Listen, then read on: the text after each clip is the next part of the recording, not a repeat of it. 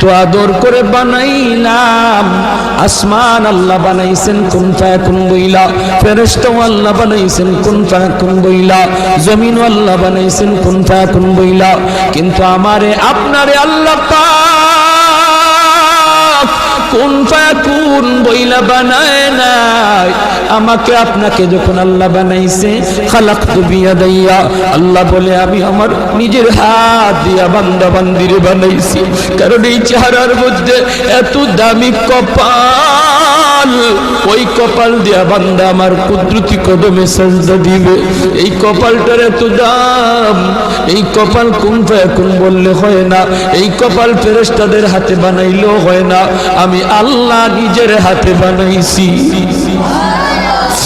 আল্লাহ পাক কই আমি আল্লাহও দেখি জমিনে কেমন অন্যায় হয়, অত্যাচার কেমন জুলুম হয়, জমিনে কেমন অন্যায় হয়, অত্যাচার হয়, কেমন জুলুম হয়, কেমন গুনাহ হয়, আমি আল্লাহ দেখতেছি।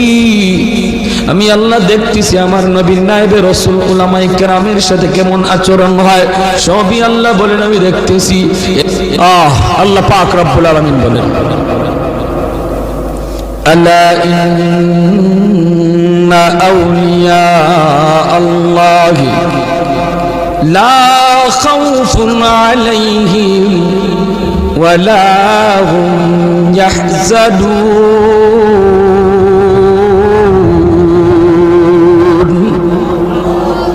আল্লাহ পাক বলেন যারা আমি আল্লাহর ওলি, এদের কোনো ভয় নাই, চিন্তা নাই, পেরেশানি নাই, টেনশন করার কোনো প্রয়োজন নাই। যারা আমি আল্লাহর ওলি, এদের সব কিছুর জিম্মাদার কে? আরো জোরে বলেন কে? ওলি কাকে বলে, কাকে বলে, কি জন্য ওলি কাকে বলে? সহজ ভাষায় বোঝার জন্য আমি বলি, ওলি বলা হয় যারা আল্লাহরে খুশি করতে পেরেছে। আল্লাহরে খুশি করার নাম হলো